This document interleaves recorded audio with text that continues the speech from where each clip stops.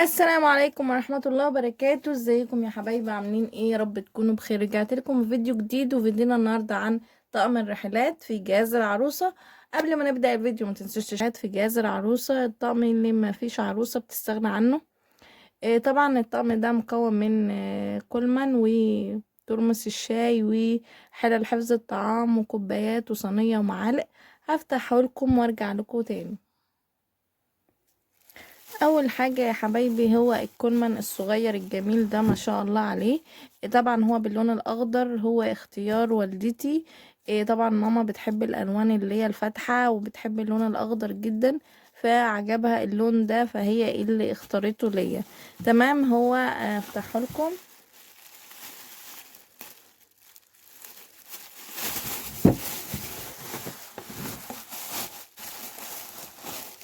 هو بالشكل ده، هو صغير مش كبير يعني، بصوا حجمه اهو صغير. تمام.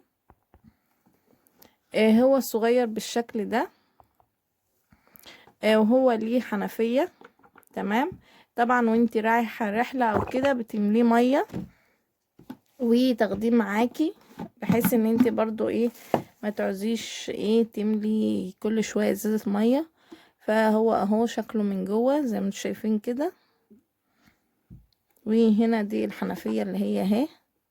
تمام. دي وليه طبعا ايد بتشيلي منه. وده الغطا بتاعه. الغطا بتاعه باللون الاحمر. ده كان اول حاجة معانا. تمام. بالشكل ده.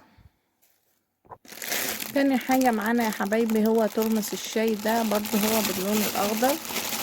دخلته. هو بالشكل ده. برضو هو اخضر في احمر. وهو فيه فصوص كده. تمام زي ما انتوا شايفين. وهو شكله من جوه كده، من جوه كده هو ازاز طبعا عشان ايه يحفظ درجة الحرارة. تمام. انت طبعا انت رايحة الرحلة بتحط فيه شاي طبعا وبيفضل سخن. وهو ليه الغطا بتاعه، الغطا بتاعه اهو بالشكل ده. وفي الكاوتش دي طبعا هو ايه بيتركب بالشكل ده كده اهو زي ما انتوا شايفين كده. ده كان ترمس الشاي. تمام. تالت حاجة معانا يا حبايبي هو الحلة دي. هو طبعا معاها حلل بأحجام. اول حلة هي الحلة دي تتفتح برضو باللون الاخضر. تمام. خلينا بقى هنا كده بالشكل ده. هي من جوه ستانلس ستيل. هي من جوه ستانلس ستيل كده عشان تحفظ زي الحاجة وتبقى سهلة في الغسيل. تمام. وفي نفس الوقت ان هي تحافظ على الاكل بالشكل ده. وده الغطاء بتاعها برضو اهو بالشكل ده. تمام. دي كانت اول حلة. تاني حلة يا حبايبي هي الحلة دي طبعا هو عليه الرسمة دي باللون البامبا كده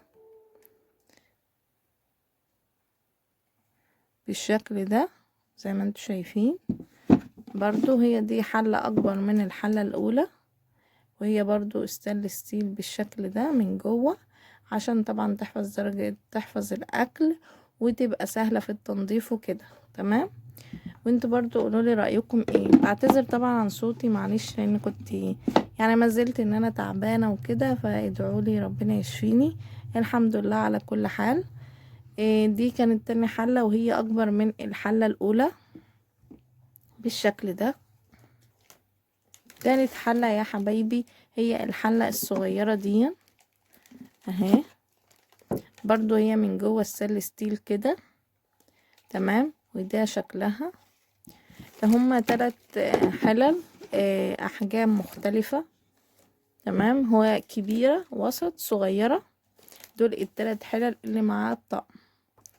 جاي مع الطقم برضو يا حبايبي، جاي مع الصينية دي برضو باللون الاخضر. تمام. عشان طبعا تحط عليها الاكل وكده.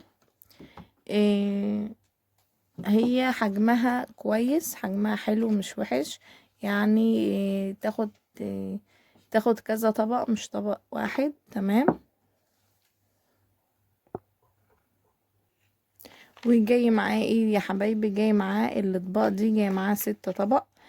طبعا هو زي ما انتم شايفين كده.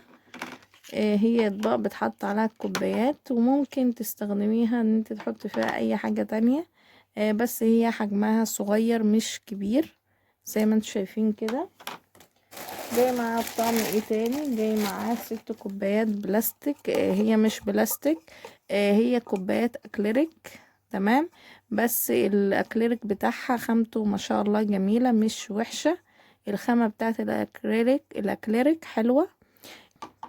هو طبعا ممكن تشوفوا ان هو لونه تشوفوا ان لونه مش حلو قوي يعني، بس هو طبعا اختيار ماما، وانا اللي هو انا خلاص يعني بحاول ان انا اقلم نفسي على الحاجات اللي جايبها لي ماما، لان بجد يعني هي هي زعلت مني جدا بسبب ان انا كذا حاجة، وان انا اتخانقت معاها على كذا حاجة هي مختارها لي ومش عجباني وكده. فانا بحاول اقلم نفسي على الحاجات اللي جايبها لي، وهي ممكن تكون احسن من حاجات تانية كتير. تمام. طبعا هما 6 كوبايات هما بالشكل ده. تمام. هو شكلهم حلو مش وحش، ومش لازم ان انت تستخدمي الكوبايات دي او الاطباق دي مع الطقم. مع الطقم الرحلات ده ممكن تستخدميه في اي حاجة تانية. هي صينية بالكوبايات كده، ممكن تستخدمي الكوبايات دي لوحدها.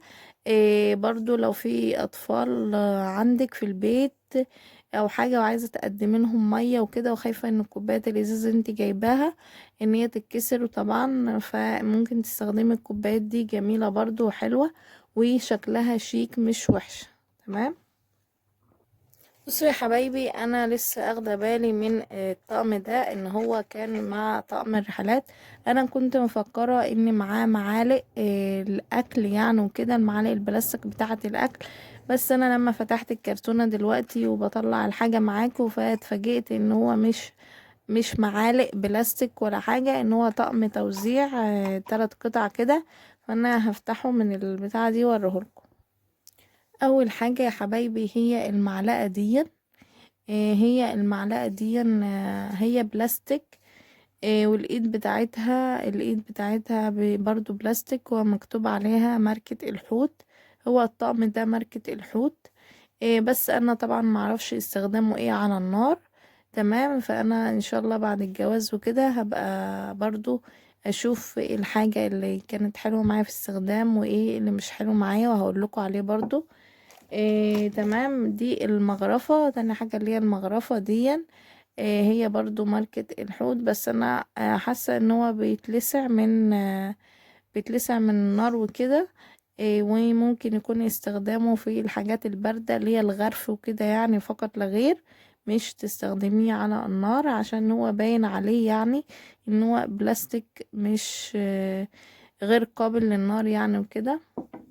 تالت حاجة اللي هي الشيالة دي بالشكل ده. برضو هي نوعها بلاستيك برضو.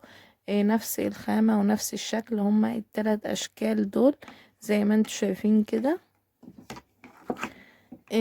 دول ال3 اشكال. فكان هو طقم توزيع مش معالق زي ما قلت لكم، وده كانت مفاجأة بالنسبة ليا في الطقم ده، لان انا ما كنتش اعرف. انا كنت مفكرة ان هو معالق للاكل وكده. ده كان طقمنا يا حبايبي، طقم الرحلات اللي بتاخديه معاكي. طبعا هو الطقم ده فيه كل حاجة انت بتستخدميها في الرحلة. طبعا عايز تشربي شاي، عايز تشربي مية، طبعا بتحطي كل انواع الاطعمة اللي انت هتاخديها معاكي في السفر. وطبعا الصينية بالكوبايات بتاعتها اللي انت ممكن تصبي فيها الشاي او المية وكده. ودي برضو هم حاطينها معاها، ممكن يكون عشان لو هتغرفي من الحلة ولا حاجة.